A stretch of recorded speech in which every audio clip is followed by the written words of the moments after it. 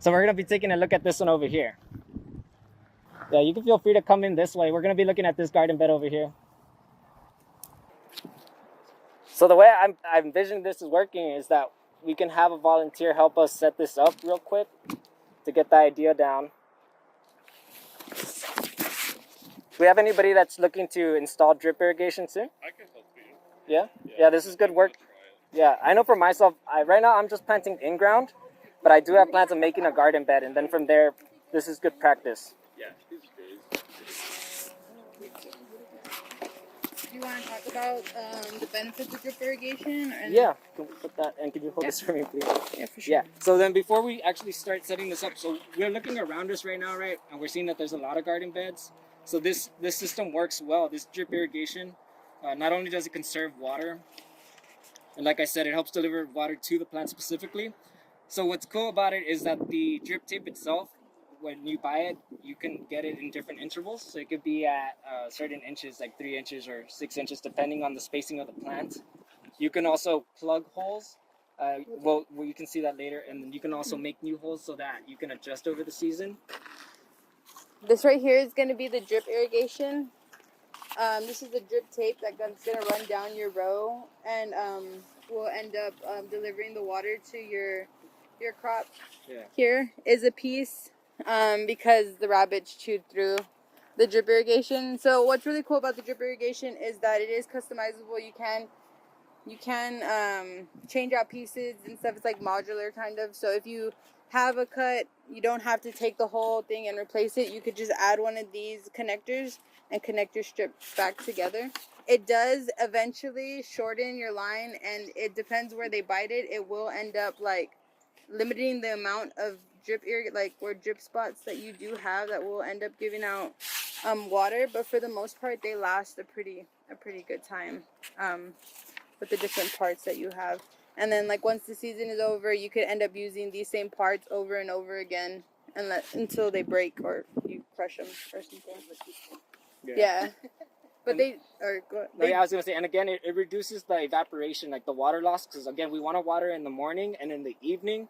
So because if you water like at this time of the day, yes, you'll get water to the plants, but it could stress the roots, and you're just losing water to the sun. It's already been heating up the soil. Another good thing about drip irrigation is that it gives it directly to the base of your plant. So it's going straight to the soil. It doesn't sprinkle over things. Because once you start getting the entire crop wet is when you start making it vulnerable to insect pressure and things like that, fungus and bacteria. Things start growing on your stuff, and then you cause mold or like it's just vulnerable in general, and then it starts inviting pests to your crops. That's another really good thing. Is keeping your plant dry, and the parts that need to get wet. Mm-hmm. That's another good thing about drip irrigation. Right. And then two final things just on topics of water conservation. It's using we use rainwater harvesting here at the farm as well. We have a 3,000 gallon tank. And so off of the storage shed, it collects the water, it filters it through and holds it in there. So now that on a farm doesn't last long. It's mainly used during the summer with cover crops to do that initial watering. So the farm here uses city water, and sometimes that has treatments, it has different chemicals. You could see like that white buildup sometimes of calcium. So the rainwater doesn't have a lot of that, and so it helps seedlings start better. And so that's a conservation tactic you can use at home. I just get a 5-gallon Lowe's bucket, and when the gutter's throwing off water, I put one. It's a little tedious sometimes to do it, but then you have it to water later on. And so that's something you could set up with the drip irrigation too. And be able to run it off of that. And then also mulch is very important as well. Mulch, you could just add layers of leaves from the oak trees, or you can get mulch from the store as well. And that'll just help keep moisture in the soil. When you do water, it won't be lost as much. And it'll keep the soil temperature regulated as well. It won't be going up and down as often either. Inch tape to use for your bigger crops. It helps out. I guess it saves less water coming out of the ground, because when we have like the 6-inch and we're doing crops that need 8 inches, these two are still gonna be running water even though there's not a crop on it. So that's also a really cool thing to kind of like plan out. Like, am I gonna be growing big things? Am I gonna be growing little things? Like, is it better if I get an 8-inch like separation? or 3 inch. But that's like severe like water conservation. Like you're really like, I'm conserving this water. I'm gonna know exactly like what's coming out and what's not. But that's just a cool thought to think. Like if you're really like your goal is water conservation, that would be a really cool thing to like think about. Like your spacing and what type or how far apart do my emitters need to be. So yeah, that's your poly line. You have your, sorry, not your poly line. This is your drip line. You have your connector pieces. You have end pieces, so the water just doesn't fly out the ends. And then we have our poly line here. Right here is called a figure 8. And basically, she's in there tight. Yeah. You basically put it in once, and then you fold her over, and you just slide her on, and there you think that water would come out, but nothing comes out there. You have your little connectors here that connects your drip tape to your poly line, and say you have a leak or anything, you can just shut this little bad boy off. Just remember to open it back up, because we've lost crops just forgetting like, oh, there's a leak, we fixed the leak, but then you don't go back to turn on the thing, and then everything dies. So yeah, so that's gonna be that. We use these staples here to hold things down. Like Mario mentioned, the leaves, that's also, if you don't have staples, just laying down a layer of leaf on top will keep your poly or your drip line down, because they're kind of, you get a big gust of wind and they're not put down in the ground, they will fly out and nothing will get watered. They'll like fly around. Yeah. And then we have here, we have a pressure reducer to lower the pressure of the water that's coming out so it doesn't bust the holes, the emitter holes. Like if you don't have one on, your pressure's high, this little hole will like bust open and it will just shoot water out. Wait, is this set up to actually be connected? It is set up actually to be connected. What was your name, brother? Did you want to help us here? Okay. Jorge, yeah. So it looks like, I mean, we're going to start with the timer, right? We look at the beds around us. That's our first piece that goes into the hose bib right here. Yeah. And how much does one of these run? About $30. You can get 30 them. to $40, yeah. Or you can get them on Amazon for cheaper. That's good, yeah. Yeah. Lowe's is where we normally get ours. Yeah, there's just certain places that we could purchase from and stuff, and we've had a lot of No, I guess good this part will go luck here. with this Yeah, type I'm looking of at timer. this other one so for we an like example. To keep it. This A is the timer is pressure one of those reducer. things that we don't like to play around with, just because like a lot of our like the amount of, I guess, success that we have rides on our timers going off at the right time, especially when we're putting seeds in the ground, because if not, then it won't germinate, it won't grow. So yeah, it might feel like it won't work, but you just gotta make it do its thing. This adapter here? Oh, I recommend taking it off of the poly line first, and then attaching it. Yeah. Show us. Yeah. Oh, this is good. I'll just take everything apart. That's a lot of little pieces. Definitely, yeah. So you have your pressure reducer, you have your female adapter. So basically, this is a female and this is a male, and we have two males. So we have a female adapter to connect these two pieces together, and this piece connects your pressure reducer and your timer to your poly line here. So. And again, the pressure reducer, right, so it doesn't shoot off, because the water from the city is coming at like a certain rate.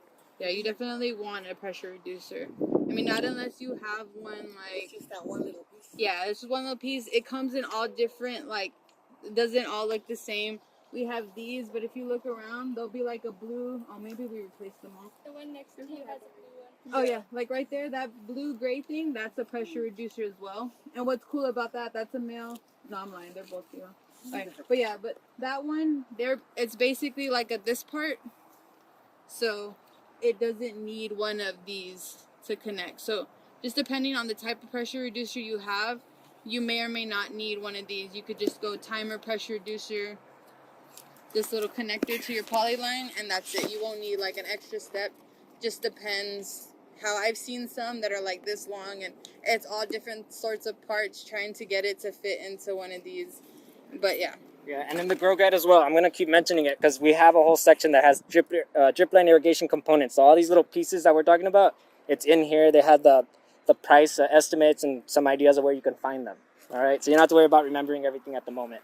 So that's a PDF on the... Yeah, on the website. Yeah. And this is plumber's tape. We use this to ensure that there's going to be no gaps in the threading when you turn. And when you do apply this onto your thing, you want to do it the opposite way from when you're spinning, so it doesn't like catch it and like untwine it. You want to do it come this way and come this way. So you come this way with the tape and you go this way with your connecting. Just to save time, I probably won't do this, and also because sometimes I don't know where it goes. Okay, and then here the pressure reducer will show like an arrow. So this is, you want this part pointing down. You always want to make sure you have it the right way, because I mean, I've never seen it not the right way, so I can't tell you what's gonna happen if it's not. But maybe not something good, yeah. So have it the right way. You connect your pieces together. Connect, connect, connect. Connect, connect, connect. It'll be on the document. Yeah, and we'll also have yeah. this. We're having this recorded to be posted on our YouTube channel And then a couple weeks after. Timer's right here. Oh shoot! There you go. The, Teamwork. It takes a and team. then connect to the timer, and then from the timer, you want to connect this little piece. So this little piece will look different depending on what part you buy. You have one that's going to be more like this. It's going to be like a barbed connector. So it'll just no screwing at this point at all. It'll just go straight into here, and the little barbs on it keep it stuck together. And then there's this one. I kind of like this one more because you have the option to take it off. You don't have to slice down your polyline and then make it shorter or add like another piece because you had to cut some off of it. So yeah, there's different ones, and yes, these are, I guess these are called barb connectors. You have L's. I was like, some pictures of this would be nice. And that's if you have any problems with your polyline, because things will chew your polyline as well. Or if you like run over it with the mower or something, like you could also just cut pieces off and connect them. But yeah, so those would be these barb pieces. I don't have any with me, but if you guys want to get out the irrigation box, and I can show them different parts of that. And those will also be in the grower's guide. I'm sorry. Yeah, we have a whole picture like chart, and it shows all of the pieces and what they do and everything. But yeah, it might not look like it's gonna fit, but it will fit. I promise you. I told this to the community gardeners here too. It might not look like it's gonna go, but it will. So, do you bury that tape then? This one here? Do you bury it? No, you don't have to, but if you want to, you can. We just push it down with, these are some staples. This one's rough. It's been here quite a while. But yeah, we'll press it down. Like, say you don't have, like, it's not touching the ground. You just get your staple and you make it touch the ground. And it'll go good. Oh, there's no piece. Oh yeah, there is. So this is what an L barb connector will look like. And then you have this in a T, which will just have like this other side coming out, or a straight line. And then these will be specifically for repairing your polyline or creating, like how this is an L. There's another bed out there. I don't know if you can see it, but it does a whole lot of twists and turns, and it's because of these. And it makes it the way that the spigot is set up. Sometimes it won't line up. Like this is kind of not great situation, but it works. There's some, like the one behind you, how you see how they use the barbs to kind of make it work. That's what you would use these for, to repair, fix, to connect polyline. Use your barb. You can't use your connectors for that, but these will work. And then there's all sorts of different things you could do with your irrigation. Like these are like little tips. There's different lines that you could use. There's all different things. We don't really use these much. It just came in the kit. So, but yeah, if you check out our little makeshift greenhouse right there, this is what we're using these for. They're sprinkler tips, and we have the polyline running, the same line running, and we just have different drip or different lines that don't have drip holes in them that you could connect this to, and then you could make like a sprinkler system for like your little seedlings to grow. And then you could also connect those to a timer as well, and it'll make sure that your seedlings germinate properly for your transplants for when you get ready to put them in the ground. But there's all sorts of things that you could do with the polyline. If you have polyline, you could just switch out different irrigation systems, and we recommend the drip line for your actual bedding. Yeah. And then once you have everything connected, you would run your lines out, pin them down so where they look like the beds around us. And then, yeah. So we turn it. Yeah, we can turn it on. I was actually going to show you guys one that's already kind of on. Because I think the next one over is pretty good. And it sticks down my stuff too. this one, the battery's not working right now. All of this stuff will start working by the 21st on planting day, I promise. But I think, look, this one right here works. This is awesome. So this is going to be your timer. And it has different settings. So right now it's on off because there's nothing growing in this bed. But when you put it on auto, you would put it on auto when you already have all your settings preset and ready to go. You like to set your clock. So here you would set your clock and it's all going to be just like up and down with here. With these two buttons, the plus and the minus sign. And then you would basically start your time. What time do I want it to start at? How many hours?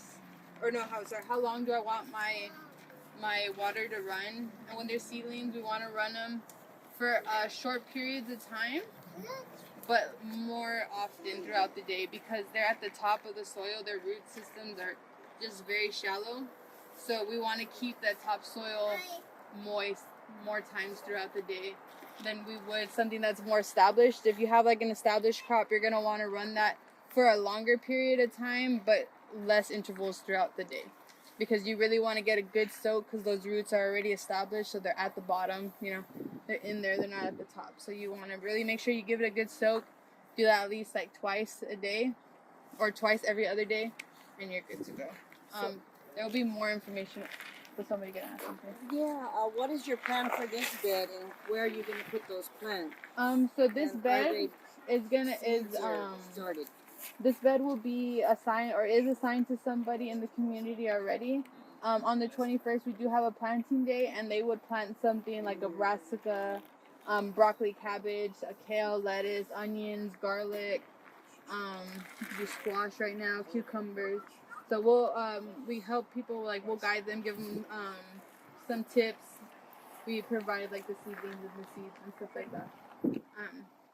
But yeah, these will be planted on the 21st. Hopefully everybody comes. All of the beds will be planted by the 21st. Yeah, you could see that this one has gone through a couple of. So I could actually. I was gonna say some things we want to consider, like what you were asking about how you're gonna plant. Like planning for this planting is one thing. Plant things that are gonna require similar amounts of water together, so things in the same family. And so a lot of these terms like brassica, I understand it to mean what, like some examples are leafy greens. Broccoli, yeah, like broccoli, cabbages. Yeah, so if you were to plant broccoli and cabbages in the same line, you know that they require the same amount of water, similar amounts of sun. It's when you start getting like different crop families that some are going to require. So it could be that one line could be like running more often and you can have the other line closed, knowing that only every other day you're going to water on that one. So you could start to adjust based off of watering needs as well. And then just also pay attention to like the sun. That's something I'm looking at. It's like different times of day. There's morning sun and then there's afternoon sun. So depending on what you're going to be growing, you want to consider that as well.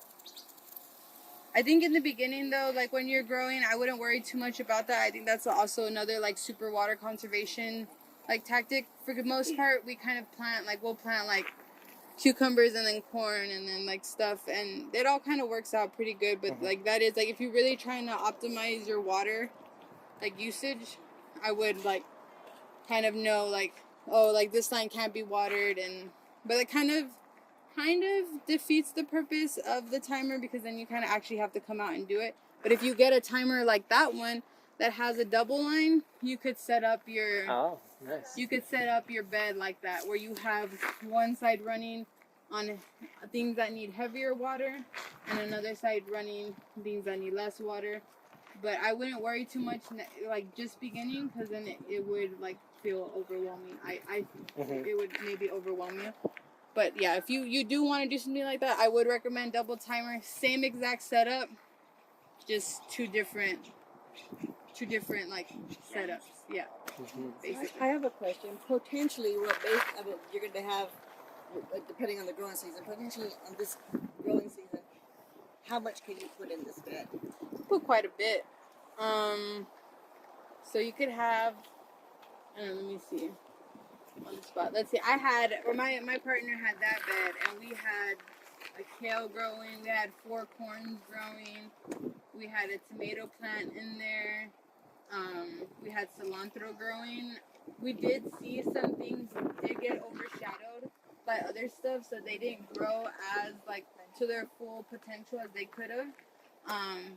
But we do have spacing like guides, and it's just it's honestly just doing it and figuring it out and understanding like, oh, okay, hey, like this moves over this way, and then there's other things because you could also install a trellis and get that stuff out of the way. And so yeah, it just honestly depends on how dedicated you're gonna be to your bed and like the setup that you're gonna give it, and just being able to come and like check it out and observe. A lot of it's taking notes. I really recommend, if you're gonna start a garden, take notes. When did you plant things? When did I notice that they got insect pressure? Like, what did it look like? Did I notice that maybe it started wilting and then like a bunch of like insects started attacking it? Like, take your data, like your own data. It's gonna be helpful because somebody else's data is not gonna be the same as yours. Everybody's backyard is different. Everybody's neighbors are doing different things in their areas that attract other things, and so don't get discouraged. Try again. I know it sounds like, oh, try again, but try again, because there might be something that you did here one season that you didn't even realize that was bad, and then you catch on and you're like, oh, I shouldn't do that, and then next season you just have an abundance of stuff just because you tweaked one little thing. I really recommend writing things down, and like kind of everybody's space is going to be different, and everybody's equipment that they have and the things that they could use in their garden is going to be different. So maybe I could maximize this better than you can because I have a trellis and I have like other things to like protect my stuff or to allow it to get more light. And so Yeah, a lot of factors. yeah, a lot of factors. But definitely we wouldn't let somebody overplant knowing that it won't grow like too much. Like if you're growing something like a kale and a kale right next to each other, it's definitely not gonna work out. If you do a kale and you skip one on an 8-inch and do the other one, you're good to go. Like you do something in between those. Yeah, like skip. if you did like maybe like a root vegetable or something that grows under, just to get like the tops need a little bit of light, but they don't need like a bunch of light, or maybe something that sprawls out because it'll like kind of go. How do you control insects then? Because I know you don't want to use chemicals. So how do you control insects with insects? Insects. So we do use some stuff like BT, it's Bacillus.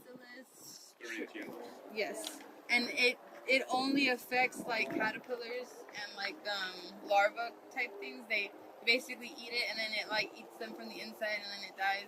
But it won't kill other beneficial things. Like it won't kill like the butterflies and it won't kill the ladybugs and it won't kill other things. But you think about like, oh, that's messed up. But when they're eating your crop and you're like, that's messed up. Like, cause it's gone. Like it will eat all of it. Like from one second to the next, and there will be like 15 of them on one leaf, like just munching. Like if you really have a lot of insect pressure, like it could get pretty bad. I recommend spraying that.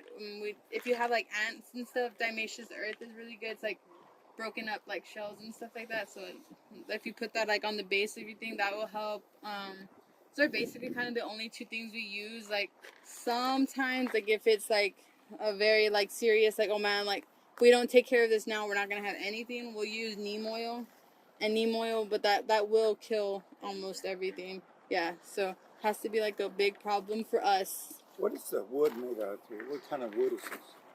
I wasn't here when they made them, but I think it's just like plywood, right? Or not plywood, but I'm not really good with wood. Okay. It's not pressure treated, is it?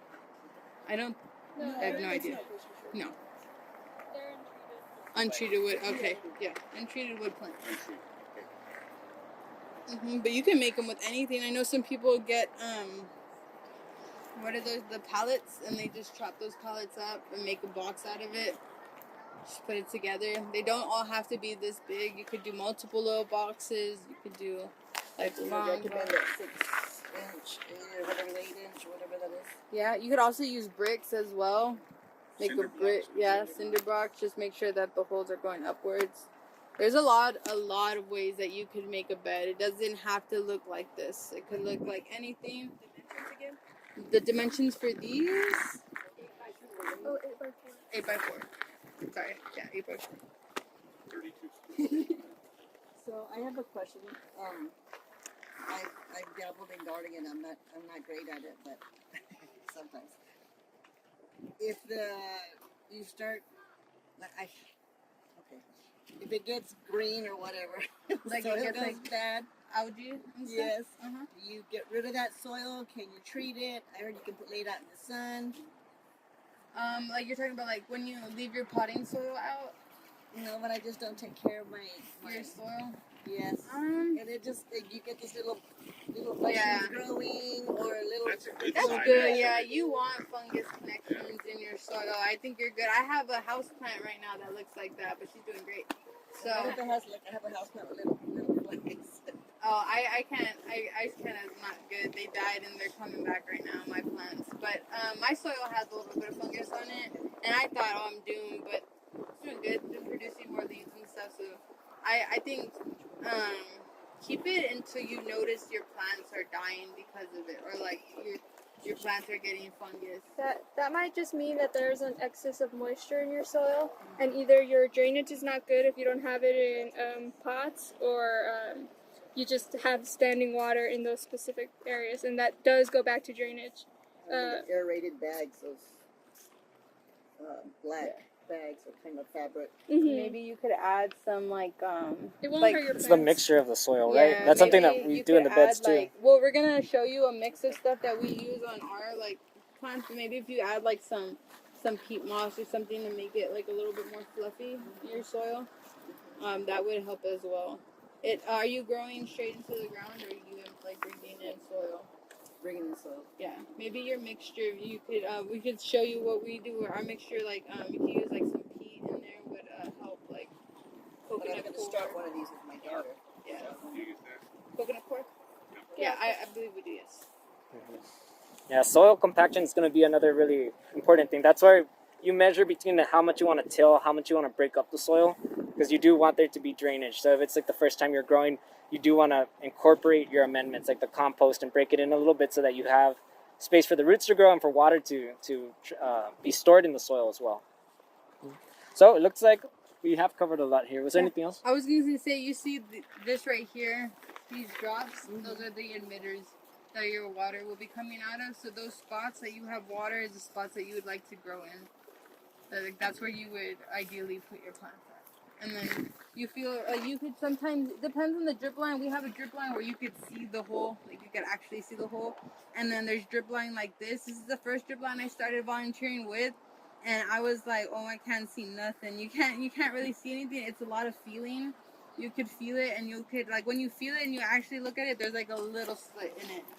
And so like that's when like you could actually see. But if you're very like you really can't find it, I would run my line to see where that would be a very good indicator to where your emitters are at.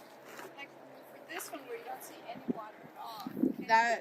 That's probably where it's been chopped so much that there's no more emitters in that area. Poke a hole in it? I was going to say. I don't think you can, because I know that they have like, it's like a certain, like when you try to cut through them, you could feel that there's a layer underneath that creates that emitter, and I guess that allows that like slow leak.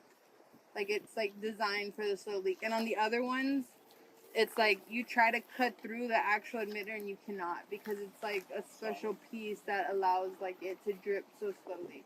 It's like a pressure reducer on the line that allows it to come out soft. Because if you poke a hole and you just let it run, that thing is gonna bust open. It's like the rats poking a hole in it. It'll end up busting open, or the rabbits or whatever is chewing your lines.